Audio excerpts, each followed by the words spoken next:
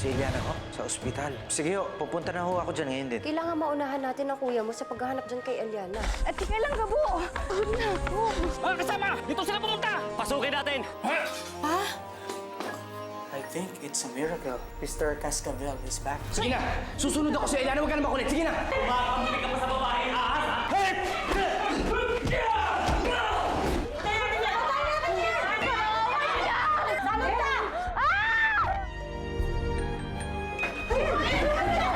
Hindi si Eliana nagpakagat sa akin. Pinoprotektahan ko lang yung apo ko. Hindi niyo po apo si Eliana. Anak, si Eliana, siyang anak mo. Kailangan mo balikan si Gabo. Kailangan niya itulong ko. Itong ginawa ko. Pabunin mo siya. Hanapin mo si Eliana bago mahuli ang lahat. Umalis ka na.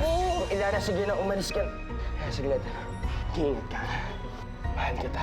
Alam mo ang totoo, pero hindi mo sinabi sa akin, Basti. Isabel, sorry. Pero may mga dahilan kami. Wala akong pakialam sa dahilan ninyo. Kailangan nating hanapin ang anak natin. Anak natin. Anak natin si Eliana. Alam mo yung tungkol dito? Emma, tama na. Hindi na po wala sa akin. Lalo na po kay Gabo. Andun daw yung babaeng ahas sa kabilang building. Kinukuyog ng mga tao. Nakakatakot.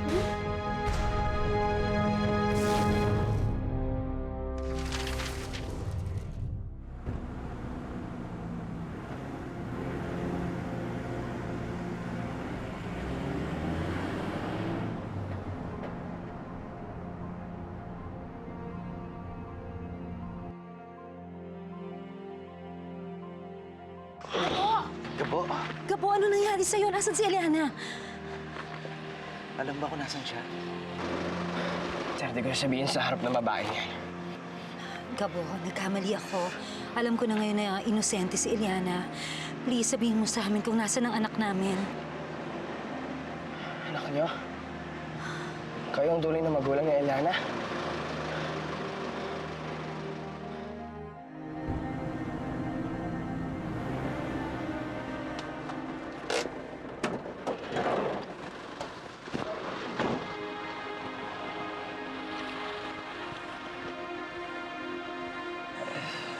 Tay, dalhin niyo siya sa ospital. Kayo nang bala. Hanapin namin si Eliana.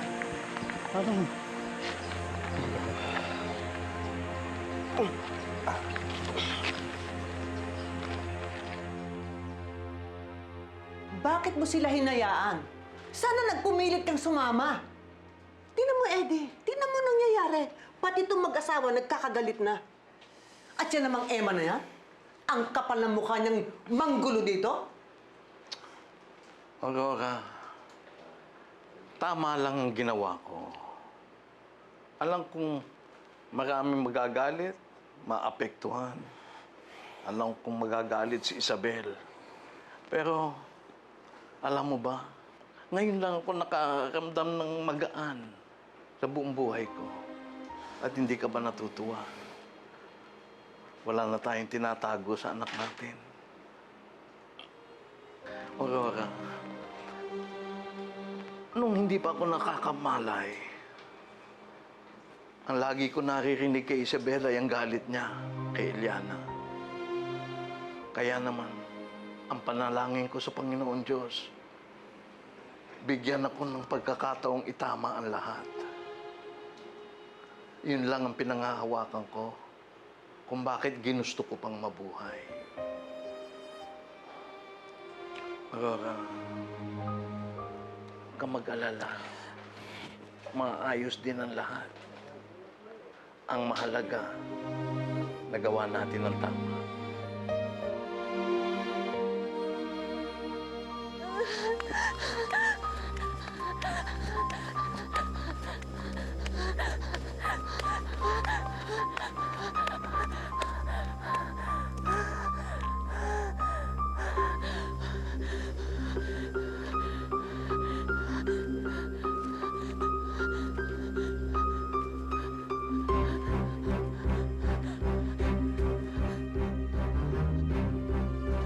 Bilisan niyo! Bilisan mo! Bakit nandito yun?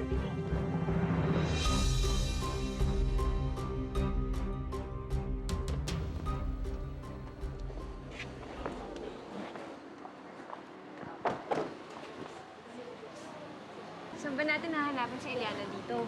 Isa lang naman ang alam kong pwede niyang puntahan dito sa ospital na to eh, si Don Eddie. Hindi ka na. Nandito siya! Bilis! Tira! Bilis!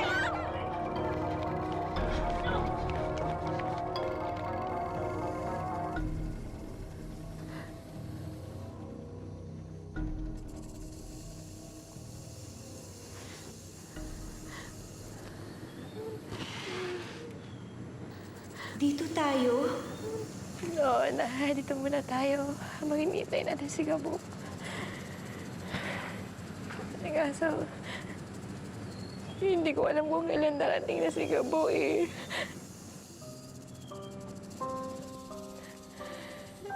Sobra-sobra na yung pananakit ng tao kay Gabo na. Hindi na ako nagugulat. Lahat naman gagawin ni Gabo para iligtas ka eh. Bakit kasi ang sama-sama ng tingin sa akin ng mga tao? Hirap na. Hindi naman talaga porkit may kamal akong ahas, hindi na ako mapagkakatiwalaan. Hindi na ba ako matatanggap ng mga tao na... Nagtatago ako kahit wala naman akong kasalanan. Natatakot ako. Kahit wala naman akong ginagawa.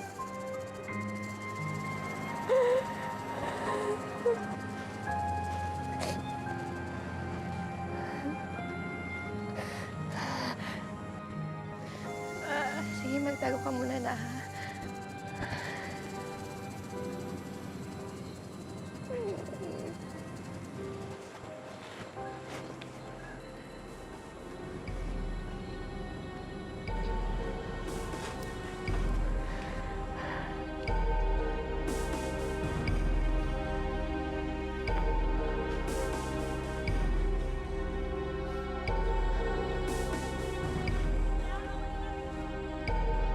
Save nyo! Diyan, banda! Mag-ingat kayo, ha? Andun mo mga kayo! Ulihin niyo! Putay natin siya! Bilis! Bilis! Ayun siya! Kunin natin! Papatay natin yan! Bilis! Hindi ka na makakatakas! Sige, sige!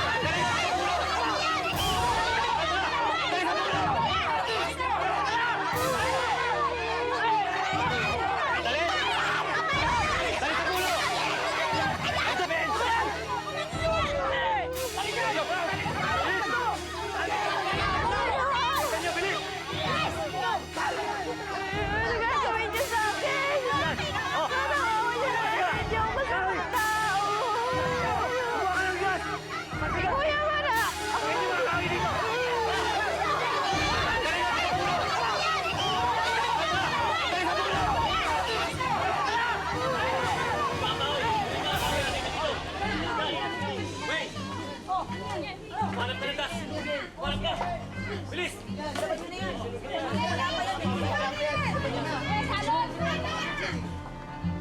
Diyos ko. Eman, si Eliana. Sandali. Masyado sila marami. Delikado. Pero paano anak natin?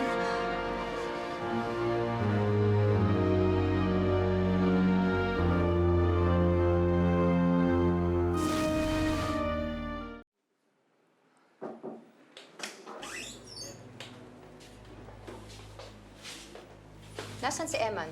Nanggaling ba siya dito? Nora, pwede umalis ka muna. Hindi yung tamang lugar para pag-usapan yan. Sagutin niyo muna ang tanong ko. Nasaan ang asawa ko? Gusto mo talagang malaman? Oo. Mama, tama na yan. Makulit eh.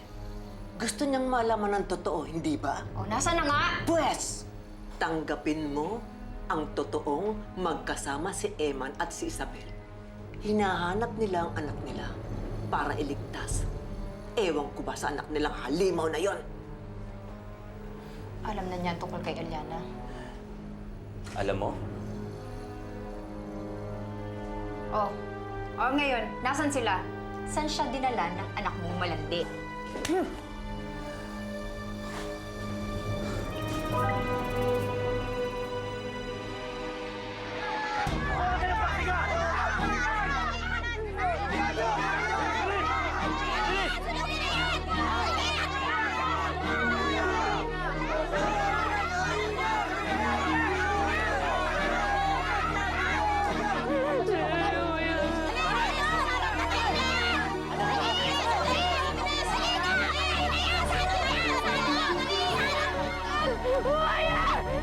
Ano to?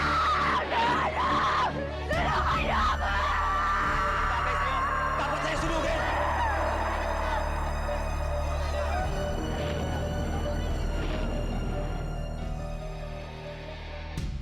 Sige! Sige! Lumayas kayo. Ang kapal ng mukha mo. Lumayas kayo! Palayasan mo to! Ah, bakit? Lumayas kayo! Ha? Ha? Ano? Nasasabi lang naman ako ng totoo. Ano akala mo? Hindi ka papatulan ko kaya matanda ka? Ha? Tita. Ano nangyayari? Tumigil kayo! Itong dalawang to eh. Ano nangyayari dito? Ikaw? Hindi ba ikaw nagpakagat sa akin sa ahas? Ano? Ikaw? Ikaw yun? Hindi ko alam kung ano sinasabi niya. Halika na. Mas mahawa itong matandang to eh. Sige, sige. Ipahuli sa pulis to.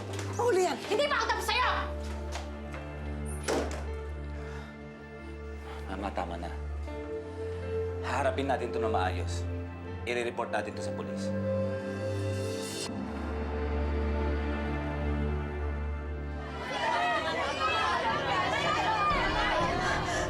Emma, susunugin na nila si Eliana. Emma, anong gagawin natin? Hello?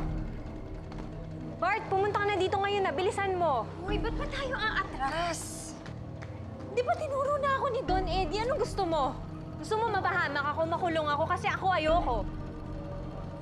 Wala ka na. Ayan na. Bilisan mo na. Tara na ate. Baka mamaya may pulis. Ito na nga, nasa likod mo na yan. Ano ba?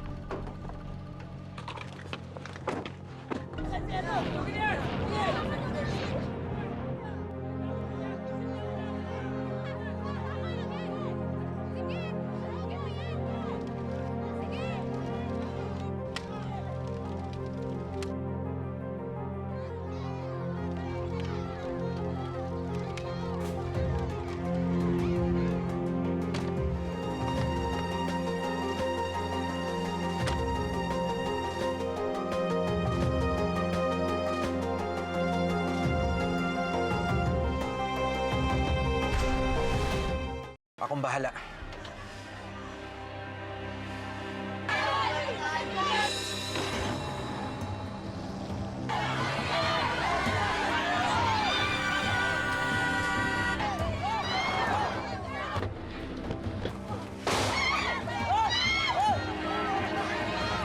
Eliana!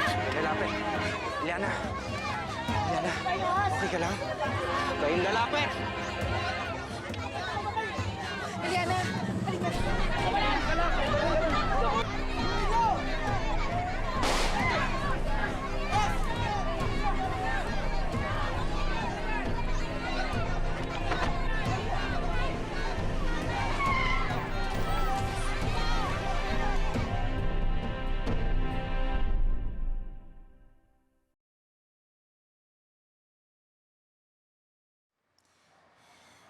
Eliana? Eliana? Eman, kung dali na kaya natin siya sa ospital. Wag, baka kung ano pang gawin sa kanya doon. Mas mabuti na yan, nagpapahinga siya. Hayaan natin siya matulog. Tayo na lang natin siya magising.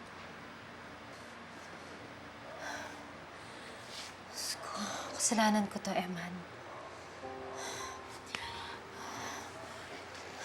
Ako ang nagsabi sa lahat ng tao na isang kriminal si Eliana. Paulit-ulit ko siyang tinatawag na isang halimaw. Ako din ang nagsabi sa mga tao na hanapin siya at hulihin. Napakasama kong tao, napakasama kong ina. Wala kang ginagawang masama. Kung meron ka man nagawa, yun ay dahil nag-aalala ka kay Don Eddie. Isabel, di ka masamang tao. Huwag mo isipin yan. Eman, masasakit na salita ang mga binitawan ko kay Eliana. Sinisi ko siya sa pagkamatay ni Claire. Tinakwil ko siya. Yun pala siya ang tunay nating anak. Bakit hindi ko nakita? Bakit hindi ko naramdaman? Itinago nila sa atin. Niloko nila tayo. Alam mo, Isabel, noon pa man, napakagaan na ng loob ko dyan sa batang yan. May panahon pa nga na inisip ko, baka siya yung nawawala nating anak. Pero isinantabi ko lang yon nung dumating si Claire. Ako din naman, Eman. Bago nangyari ang lahat ng ito, ang gaan-gaan din ang loob ko kay Eliana. Buong akala ko nga naawala ako dun sa bata dahil nga maraming kumukutsa sa kanya. Nang dahil lang sa meron siyang kakambal na ahas.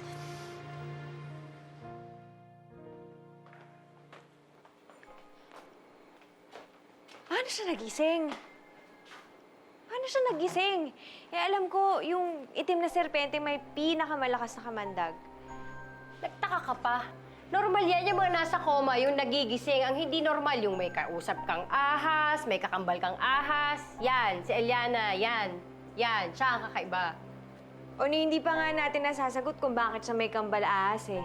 Wow! Sa tingin mo, may pakialam ako doon? Minerva ang issue ko. Sana naman dinala ng Isabel Cascabel na yan ang asawa ko. Yun ang issue ko. May telepono nga, di ba? Tawagan mo.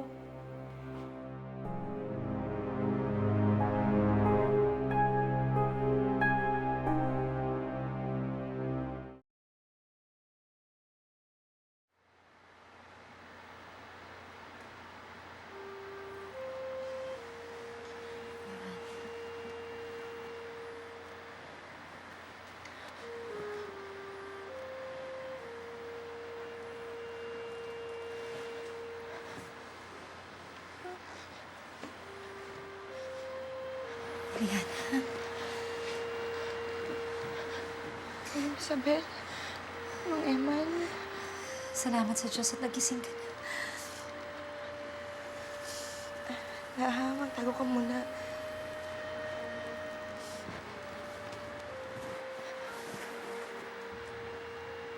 Mang Eman,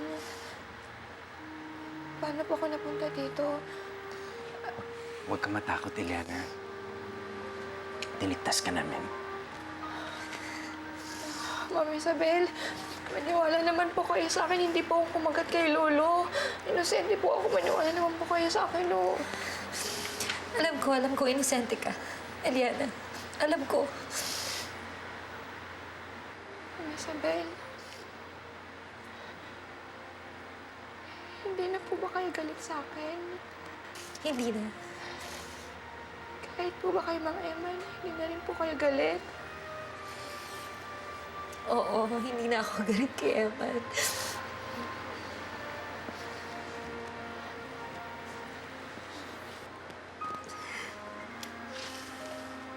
Isabel, sabihin natin sa kanya. Ano po yung sasabihin mo sa akin?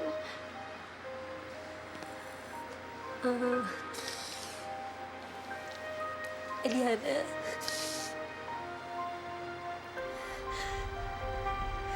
ikaw ang tunay naming anak.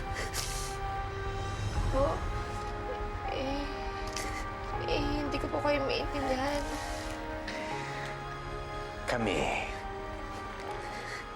ang tunay mong mga magulang.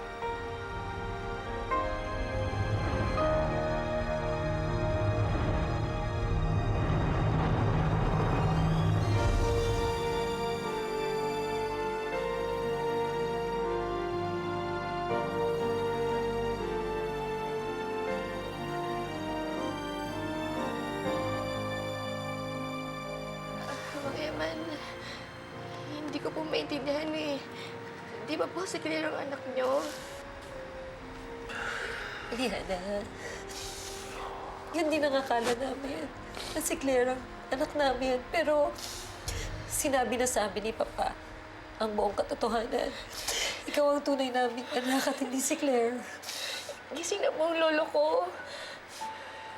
Oo, anak, halika. Gising na ang lolo mo. Ikaw ang nagpagaling sa kanya. Pinagaling siya ng hagat ng kakambal mong ahas na sina. Tagal-tagal ko pong nagtatanong. Tagal-tagal ko pong nagdarasal na sana makasama ko na po yung mga magulang ko. Pero ngayon, nagpapasalamat po ako sa Panginoon. Kasi yung mismong pinangarap ko po maging magulang ibinigay niya sa akin. Kayo po yun, Ma'am Isabel, tsaka Mang Eman. Eliana, magmula ngayon, Mami at Daddy na ang itatawag mo sa amin. Sige po, Daddy.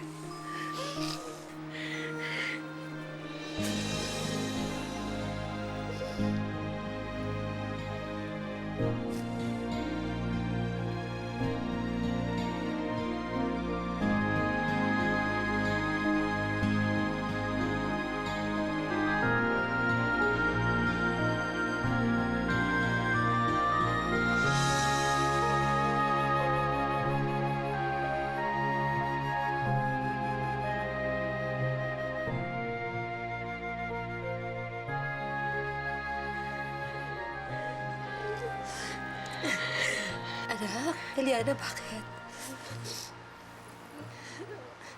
Nagtataka lang po kasi ako kung kayo po ang tunay kong mga magulang. Normal naman po kayo eh. Bakit po kung may kakambal na ahas? Bakit nga ba, Isabel? Ano ba nangyari? Hindi ko din alam, Eman. Hindi ko alam. Nung nagbubuntis ka, wala ka bang naaalalang kakaiba?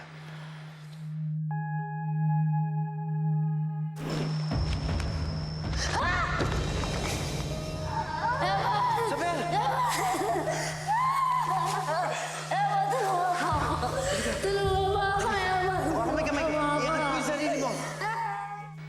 Ang naaalala ko lang, Eman, kinagat ako ng ahas sa isla. Yun yung gabi na dapat magtatanan tayo. Bakit ka nasa gubat? Dahil sa'yo. Sabi kasi sa akin ni Nora na doon daw tayo magkikita sa loob ng gubat. Dahil sa akin. Oo. Sinabi ni Nora. Yun ang sabi ni Nora. Wala akong naaalala, Isabel. Wala akong naaalala ganyan.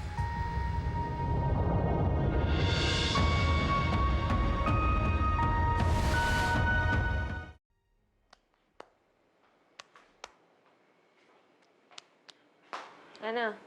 Naku, hanggang ngayon, ni tawag ni text, wala. Nakakainis yung Isabel Cascabel na yan, buisit. Ba't ba kasi hindi pa namatayan dati nung pinatuklaw natin sa ahas eh? Ate, hindi kaya dahil doon? Ate, hindi kaya siya buntis nung gabi na tinuklaw siya ng serpente? Kaya nagkaroon yun ng epekto sa anak niya, si Eliana. Emma, nasa Maynila na ako nang malaman ko na nagdadalang tao ko.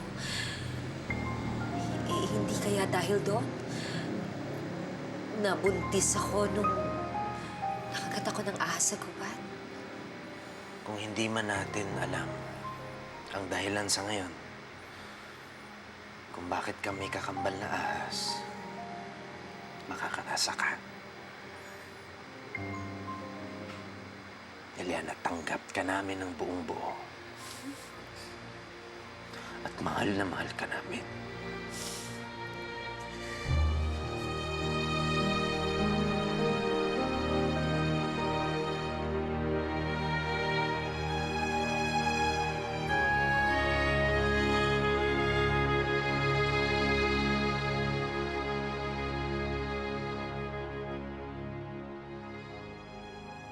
may dahilan kung bakit nagkaganon si Eliana.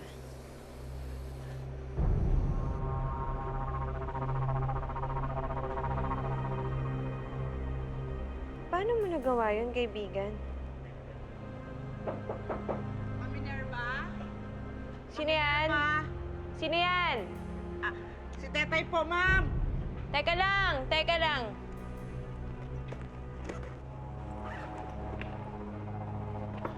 Sige, pasok.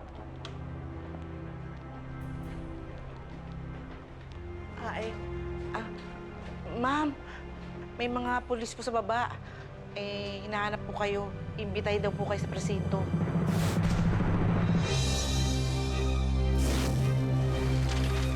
Alam mo ba, na masigit ka pa sa pinangarap kong maging anak. Iuurong ko ang demanda laban sa'yo. Lilinisin natin ang pangalan mo. Aalis ka na naman? Kailangan ako ng anak ko. Si Marga, anak mo rin. Kailangan ka rin niya. Ako, asawa mo ako. Asawa ko na matagal na ako niloloko. I'm sorry. Hingi ako ng tawad sa'yo. Ilang taon niyo akong pinagmukhang tanga, Basti.